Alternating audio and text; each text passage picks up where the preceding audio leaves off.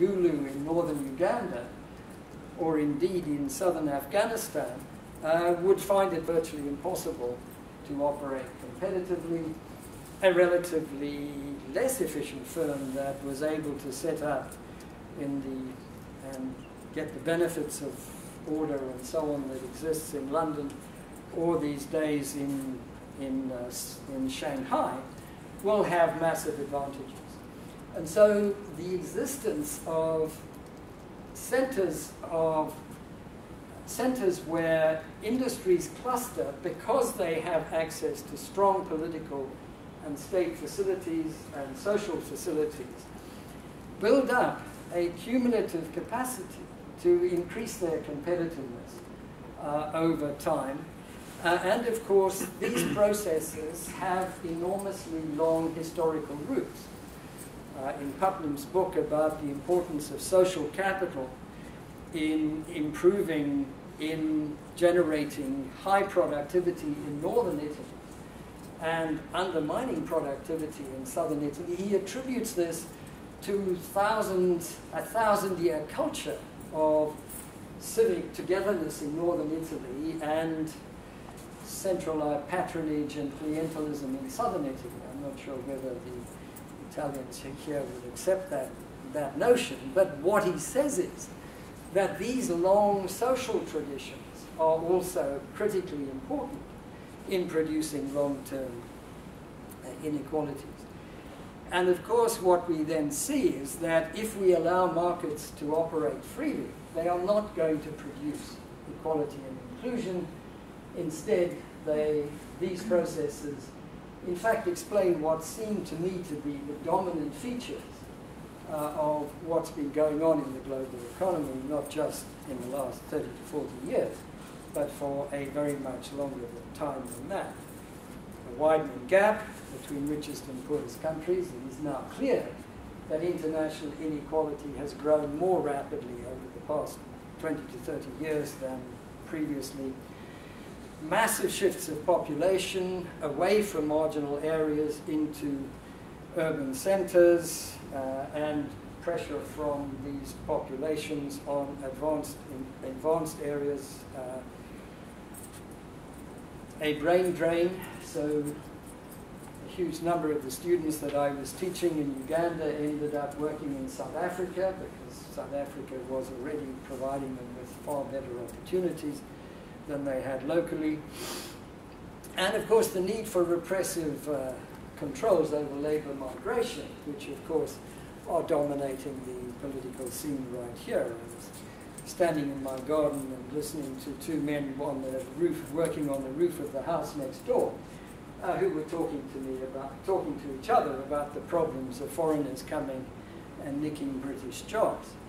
So those processes, it seemed to me, would not be there if the kinds of claims that are made on behalf of free markets were actually valid. And of course, they also explain the critical role of political and civic institutions in addressing these crises.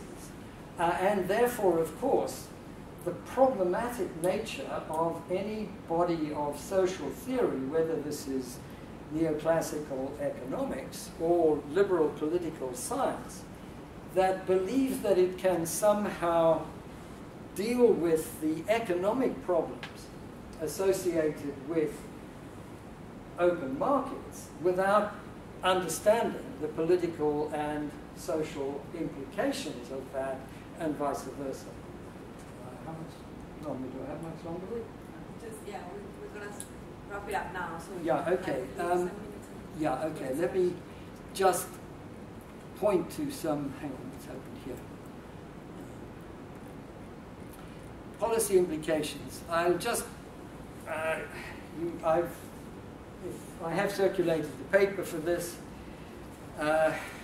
What I would argue is that what these processes explain are the chronic balance of payments disequilibria, structural unemployment, state failure and political conflict, and unsustainable environmental degradation. Should I stop there, or do you want me to just go through the...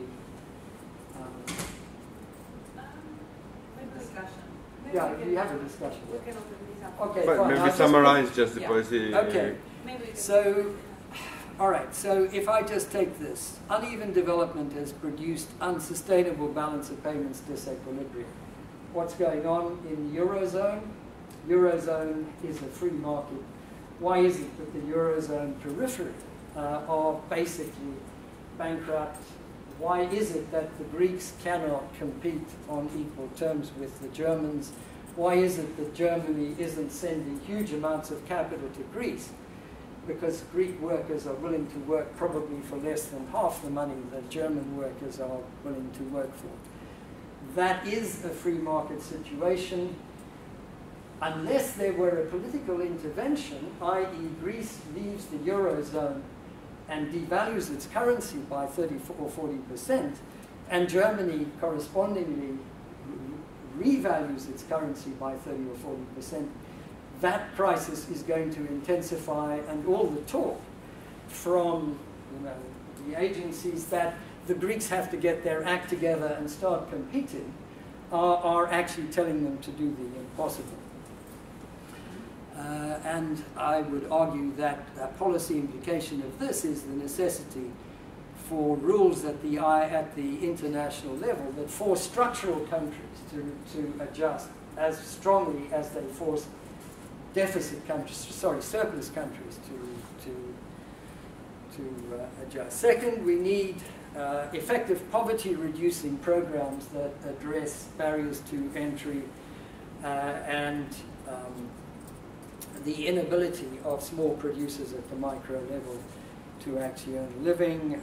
We could talk about the kinds of things that make that possible, how you make a reality of the kind of World Bank poverty reduction strategy programs that are built around the notion that we can create that we can support small enterprises through microcredit, mobile phones, new technologies, and all of those kinds of things. And indeed, how we can get people of benefit here. We just heard from our Prime Minister this morning that what we need is to get people of benefit and into work. I asked, how can they do that in a context where we have these barriers to entry that make it very difficult to create employment-creating enterprises? As I've already said, this requires significant political and social interventions to transfer resources from rich to poor. The mechanisms through which that happened in the post-war period were basically state interventionism through social democratic governments. All of those policy options, which included protectionism and a whole array of other state interventions, have basically been ruled out by the dominance of liberal theory. And it seems to me that we therefore have to go back and look again at how we can create more effective state intervention mechanisms without getting into the regressive and perverse effects that misapplied state interventionism involved, particularly in the worst cases in Stalinist Eastern Europe, but also, obviously, many, many mistakes were made in social democracy. So this means the need for some kind of new social democratic agenda that operates not just nationally, but also globally.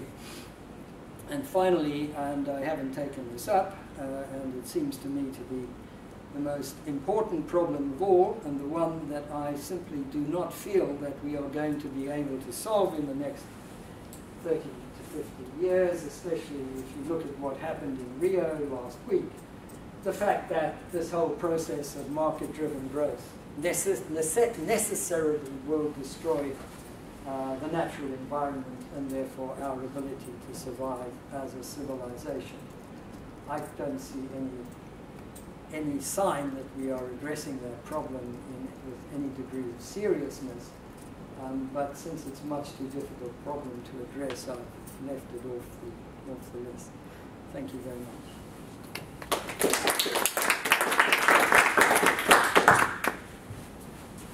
Thanks, Sergi, for this, for revising his theoretical foundation of liberalism.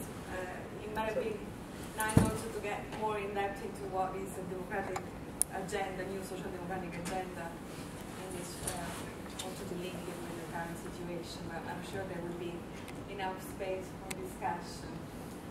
I leave it to any questions or comments or wrapping up. Yeah. Yeah, just it's actually so because you raised that many issues and not all of them in the same direction. So there's at some point there's I mean, you need to facilitate some sort of creative distraction, and you need to facilitate some sort of competitiveness in order to create new jobs. But on the other side, you also insist quite a lot on the distortive effect of policies like, for example, you mentioned import substitution. You also argued at some point that the failure of import substitution or state intervention is clear when you look at the way in which we shifted from developing countries to the new tigers or some of the Asian economies, which actually played a quite strong import substitution policy, really.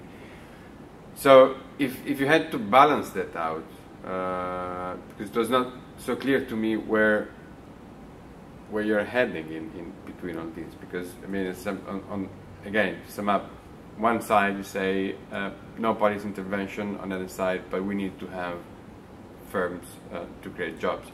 So and this cannot happen via multinationals because they outcompete local firms.